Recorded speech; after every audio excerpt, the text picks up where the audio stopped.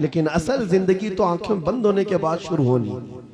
देखनी है हश्र में इज्जत रसूलुल्लाह। वाह वाह। जब उस दिन मैदान महशर में जमा होंगे, सारे कीड़े मकोड़े भी लाए जाएंगे, अपने वक्त के जबाबरा, तागूत, ताकत, सारे फिरौनी मिजाज के बादशाह भी लाए जाएंगे और खड़े होंगे। उस वक्त की बात होगी मेरे अजीजों, फिर हर कोई हुजूर पाक सल्लल्लाहु अलैहि वसल्लम की तरफ टकटकी बांध कर देख रहा होगा। हर कोई ये सोच रहा होगा, ये लब हिला दे मेरी बख्शिश हो जाए, ये लब हिला दे मेरी बख्शिश हो जाए, मेरी मगफिरत हो जाए, मुझे माफ कर दिया जाएगा।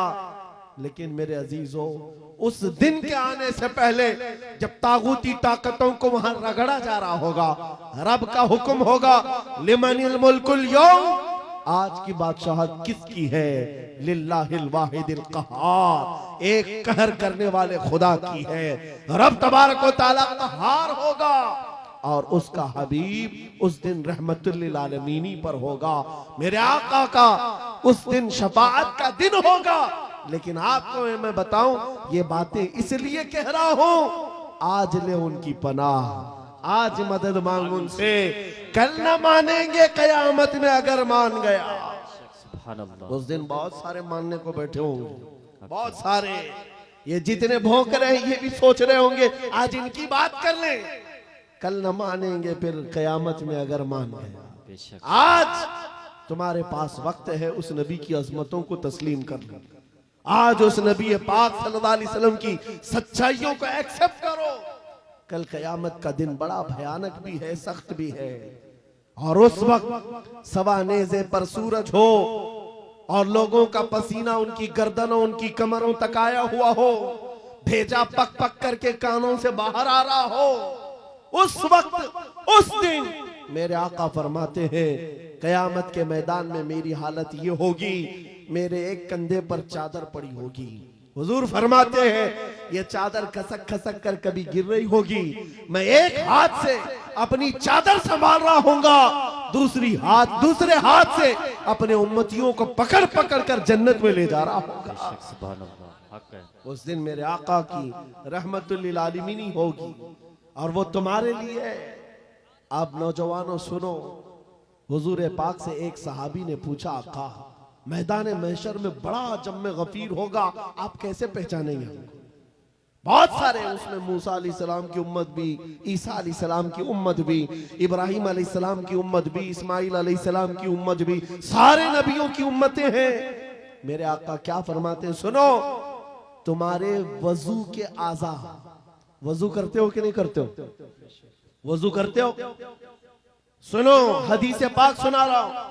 मेरे आका फरमाते हैं, वजू करने के वक्त तुम दोनों हाथ धोते हो और चेहरा भी धोते हो, ये जो दिखने वाले मसा भी करते हैं और पैर भी धोते हैं।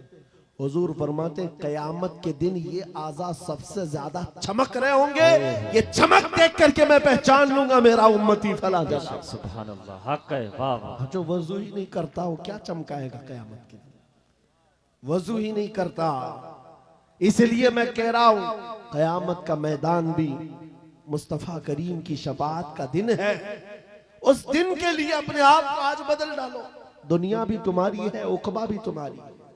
आज यहाँ सारी खुशियां तो मौला ने दे दिया है, सोने के लिए नींद है, रहने के लिए घर है, पहनने के लिए कपड़े, किस चीज की कमी है? सब कुछ तुम्हारे पास है। एक चीज है, दौलत इश्क मुस्तफा का ये चिराग, और इसकी लौ बढ़ा दो, फिर देखना तुम्हारे चेहरों की सदाकत दुनिया को बोलेगी, तुम्हारे चेहरों का नूर गुफ्तगू करेगा।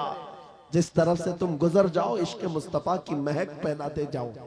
अजीजा ने ग्रामे वकार, मैं इस मैसेज के साथ अपनी गुफ्तगू समेटना चाहता हूं, इस मैसेज के साथ कि जितने आज इस्लाम के खिलाफ बोल रहे हैं, ये सुन सुन करके नौजवानों के दिलों में ये बात आने लग गई कि हालात बड़े खराब हैं, अभी कुछ बोलना नहीं। यही तो दिन है बोलने के, यही तो दिन है जवाब देने के। तुम इंतजार करते रहोगे, अच्छे दिन आएंगे तब हम बोलेंगे, और झूठे लोगों के अच्छे दिन कभी नहीं आते। झूठों ने जो अच्छे दिन के नारे फैलाए वो कभी नहीं आते। मैं आपसे कहता हूं, मेरे अजीजों, एक मशहूर मुहावरा है, गाड़ी चलाना सीखना हो तो ट्रैफिक में ही चलाना पड़ेगा। तुम अगर इंतजार करते रहो रोड खाली होगा तब गाड़ी चलाओगा, तो तुम इसी तरह रोड के खाली होने के इंतजार में रह जाओगे और ड्राइविंग सीट पर आ भी नहीं पाओगे। भीड़ भाड़ को देखो, ट्रैफिक में ही लेकर उतर जाओ और एक न एक दिन ड्राइविंग सीट मिल ही जाएगी, बैठ जाओगे। आज ऐ नौजवानों, क़ियादत करना है, हालात के अच्छे होने का इंतजार मत करो। जिस तरह के हालात हैं, मुझे इश्क मुस्तफा के साथ खड़ा होना। आज एक बात सुन लो, मैं रुखसत होता हूं। कई हमारे मोहब्बत करने वाले उलमा ने हमसे कहा था, जो बहुत मोहब्बत करते हैं, कहा मुफ्ती साहब बड़ा अंदेशा है और डर लगता है, कहीं आपके साथ कुछ हो गया तो क्या होगा। अवाम और मखलूक आपसे नफा उठा रही है, ज्यादा देर तक ये नफा चलना चाहिए। उनकी मोहब्बतें मेरे सर आंखों पर, मैं सलाम करता हूं, उन्होंने दुआएं दी हैं। लेकिन मेरे अजीजों, बारहा उन्होंने कहा आपका होना बहुत जरूरी है, आपका होना बहुत जरूरी। इनसे भी पूछो तो यही कहेंगे, जरा एहतियात से बात करें, बहुत सख्त जुमले बोलेंगे, कल को कुछ हो जाएगा। आपका होना बहुत जरूरी है। मैं अर्ज करता हूं नौजवानों, मेरी हैसियत एक घास के बराबर भी नहीं। इमाम हुसैन का होना कितना जरूरी था। हक है, वाह वाह। इमाम हुसैन का होना कितना जरूरी था। मक्का के सहाबा हाथ जोड़कर कह रहे थे, मौला हुसैन आप मत जाइए, अहले बैत का सबसे बड़ा चेहरा आप हैं। आप जाएंगे तो मखलूक को नफा कौन पहुंचाएगा, उम्मत की रहबरी कौन करेगा। इमाम हुसैन ने सबकी सुनी थी, सबकी सुनी और कहा, बल्कि मक्का से निकलने के वक्त छोटी मोटी जंगें भी हो गई थी, चाहने वालों से ही जो रास्ता रोक रहे थे, मत जाइए मत जाइए, आपका होना बहुत जरूरी है। मेरे अजीजों, ये मिजाज हुसैनी था जो ये बता रहा था कि मसलहत के साथ खामोशी के साथ जी लेंगे और 8 साल 10 साल, लेकिन अगर जालिमों के वक्त खामोश रह गए, कल की नस्लें इतनी बुज़दिल हो जाएंगी, वो ये समझने लग जाएंगी जो ऐरा गैरा भौंकना चाहे भौंक सकता है। हमारे बड़ों ने कभी जवाब नहीं दिया तो हम क्या जवाब देंगे।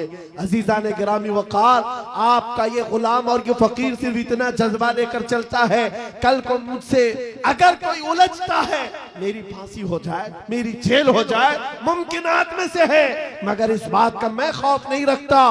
कल के बाद हमारी नस्लें आएंगी, वो इतनी बात तो जरूर कहेंगी कि जब नबी पाक की शान में कोई कुत्ता भौंक रहा था तो हमारे बाप दादाओं में से कोई आलिम खड़ा होकर जवाब तो दे रहा था। नारे तकबीर, नारे रिसालत, मसलके आला हजरत, मुहाफिज़े नामुसे रिसालत, शेरे अहले सुन्नत, मशाइखे कालपी शरीफ। आने वाली नस्लों का ईमान मजबूत होगा। नौजवान बच्चे कल को ये तस्करा करेंगे। एक वक्त था जब हर जगह पर हुजूर की शान में, कुरान की शान में, रब की शान में, इस्लाम की शान में ऐरा गैरा नत्थु खेरा बोलने लग जाए।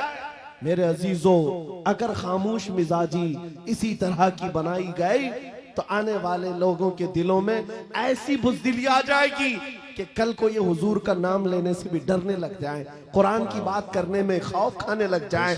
नहीं मेरे अजीजों, ऐ नौजवानों, मैं इसलिए चीख चीख करके जा रहा हूँ, इसलिए खुलेआम डंके की चोट पर बोल बोल करके जा रहा हूँ।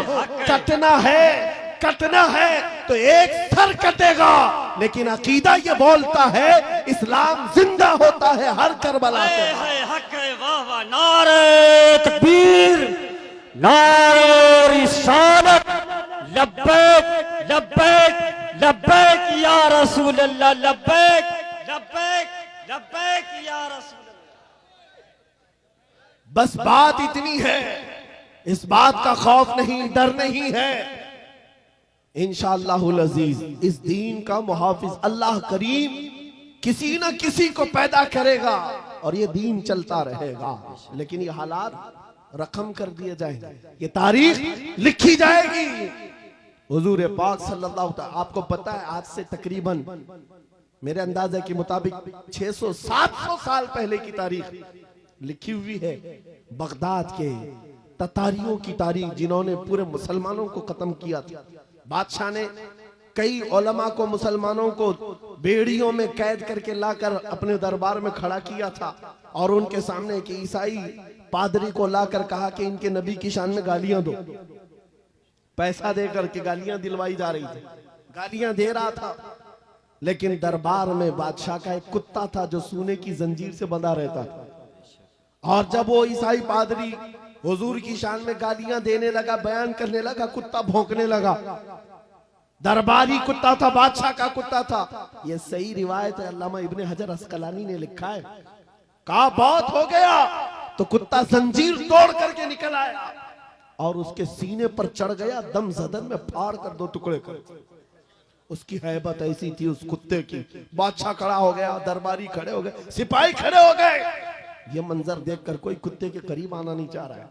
कुत्ते ने किसी और को नहीं काटा, सिर्फ और सिर्फ उस गुस्ताखे रसूल को जो नबी की शान में भौंक रहा था। औलिया कामिलीन, उलमाए सलफ सालिहीन ने लिखा है उस एक कुत्ते के किरदार से दरबार में मौजूद 10,000 लोगों ने इस्लाम कबूल कर लिया था। हक है, वाह वाह। नबी की आजमत को कबूल कर लिया था। 600 साल गुजर गए, 700 साल गुजर गए, लेकिन तारीख में वो कुत्ते का नाम आज भी महफूज है। क्यों? इसलिए कि नबी पाक की नामूस की तरफ उंगली उठाया तो जानवर होकर के भी हुजूर की दिफा के लिए, इज्जत के दिफा के लिए खड़ा हो गया। आज है नौजवानों, तुम तो उम्मती हो, तुम तो रसूल पाक के गुलाम हो। तुम्हारे लिए मेरे आका ने रात रात भर रोए हैं। तुम्हारे लिए बख्शिश का सवाल कितनी मर्तबा मेरे रब से किया है। तुम्हारे बारे में मेरे आका फरमाते हैं, तुम्हारे तलवों में कांटा भी चुभ जाए तो दर्द मुझे भी होता है। तुम्हारा रिश्ता नबी से बहुत गहरा है।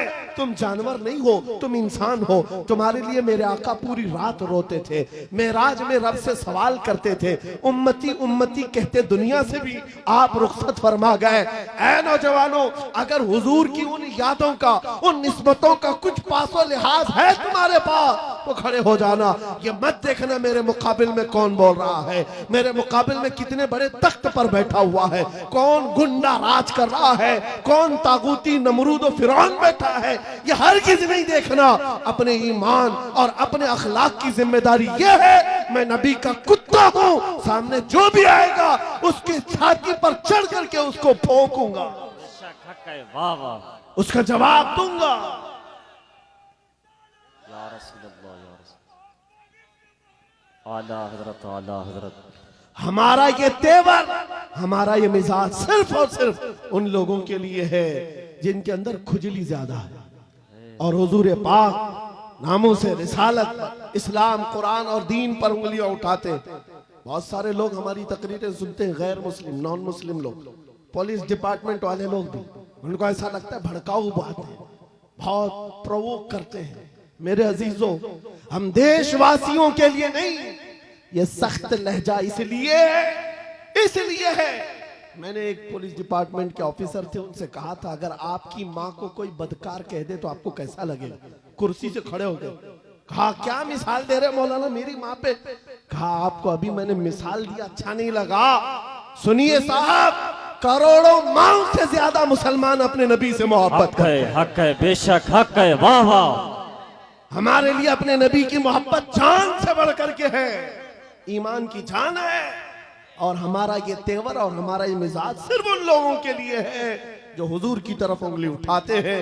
खैर चाहते हो, सुलह आश्ती के साथ रहो, अमन अमान के साथ रहो, क्योंकि कुरान ने हमें फरमाया है वइन जनाहु लिस्सल्मी फजनह, अगर वो झुका दें, सलामती चाहे तो तुम भी सलामती के साथ रहो। हमारा ईमान यही हमें कहता है कि तुम जहां पर रहो जंग की तमन्ना मत करो, दुश्मनों से मुठभीड़ की तमन्ना मत रखो, सलामती और अमन के साथ हम भी जीना चाहते हैं, आप भी। लेकिन एक बात याद रखना, एक पिल्लर है हमारा, एक सुतून है हमारा जो पूरी कायनात का अजीम पिल्लर है, उसको जो भी छेड़ेगा फिर छत तुम्हारे ऊपर गिरने को तैयार रहेगी। वो पिल्लर, वो सुतून मुहम्मदुर रसूलुल्लाह की जात है। क्योंकि हमारी तारीख ये है, घबरा गई है गर्दिशे दौरा कभी कभी, दीवान गाने इश्क मोहम्मद को देखकर घबरा गई है गर्दिशे दौरा कभी कभी। वो मेरे आबा व अजदाद थे, ऐ सुन्नियों तुम्हारे आबा व अजदाद थे, तुम्हारे वो पुरखों की तारीख थी जिन्होंने दरिया नहीं देखे घोड़े डाल दिए थे, जिन्होंने पहाड़ नहीं देखे चढ़ा दिए थे, जिन्होंने आंधियां नहीं देखी अपने नबी का परचम लहरा दिया था। टल न सकते थे जंग में अगर अड़ जाते थे, पांव शेरों के भी मैदान से उखड़ जाते थे, हक से सरकश हुआ कोई तो बिगड़ जाते थे।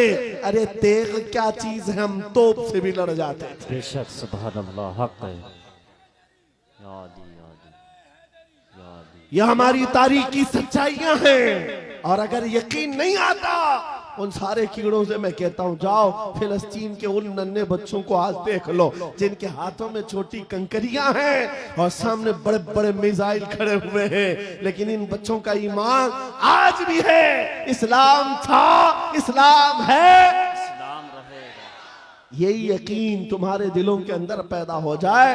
अजीजा ने गिरामी वक़ार, बस मेरा मैसेज जवानों के सीनों में अगर महफूज हो गया, कल को अगर वो खड़े होकर ये अहद करके उठे, मैं सो जाऊं या मुस्तफा कहते कहते, खुले आंख सल्ले अला कहते कहते, उन्हें जाना उन्हें माना, न रखा गैर से काम, लिल्लाहिल हम्द मैं दुनिया से मुसलमान गया। जिंदगी ये नहीं किसी की किसी के लिए, जिंदगी है नबी की।